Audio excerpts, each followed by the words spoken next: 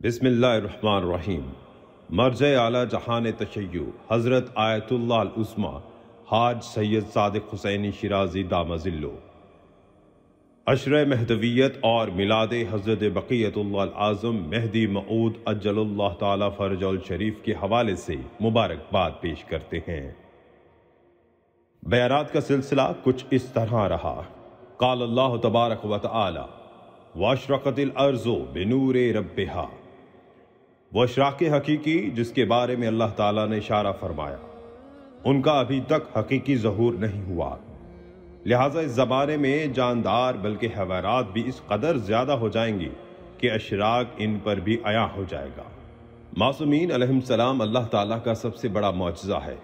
رسول اللہ صلی اللہ علیہ وآلہ وسلم نے ایک روایت میں فرمایا یرزا عنہ ساکن السماء والارض، یعنی حضرت ولی عصر اجل اللہ تعالیٰ فرج الشریف کے وجود اور ظہور کی برکت سے تمام چیزیں اس قدر مہیا ہو جائیں گی کہ سب آپ علیہ السلام سے راضی ہو جائیں گے۔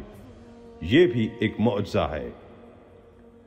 البتہ رسول اللہ صلی اللہ علیہ وآلہ وسلم کی اچھائیوں سے بھی کبھی سب راضی نہ ہوئے تھے، لیکن حضرت امام مہدی عجل اللہ تعالیٰ فرج الشریف کے زمانے ظہور کے موقع پر استثناءات میں سے ہے کہ سب لوگ آپ علیہ السلام سے راضی ہو جائیں گے۔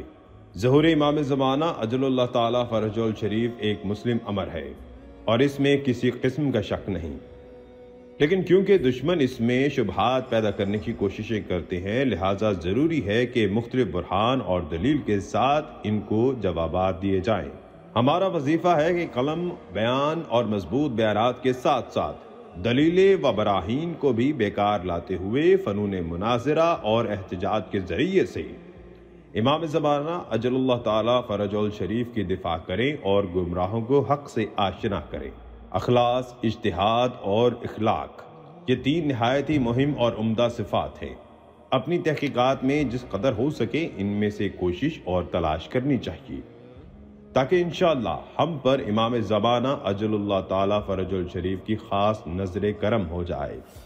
جو افراد دفاع کرنے پر قادر ہیں، خصوصاً اس عنوان سے، تو وہ خود اپنے اعمال کے ساتھ ساتھ دوسرے شیعوں اور جوانوں کے اعمال کا بھی جواب دہ ہوگا۔ یعنی ان سے سوال کیا جائے گا کہ کیوں آپ جس معاشرے میں زندگی بسر کر رہے تھے وہاں یہ غلط افکار وجود میں آئے اور آپ نے خاموشی اختیار کی اور کسی کو نصیحت نہیں کی۔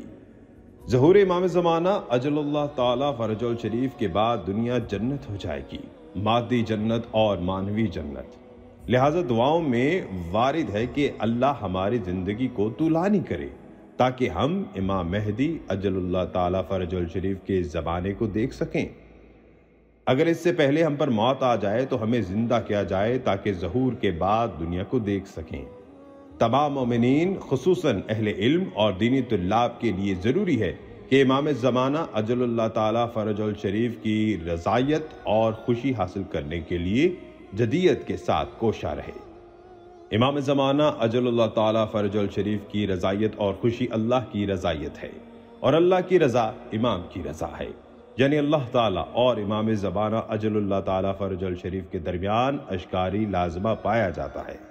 مناسب موقع ہے کہ ہمیں نیمہ شعبان میلاد امام زمانہ عجل اللہ تعالیٰ فرج الشریف کی اس پرفیض ایام میں حضرت سے استعانت طلب کریں کہ علم، صبر، بردباری اور سعادت کے ساتھ اس پرآشوب دور کے امتحانوں کو گزار سکیں۔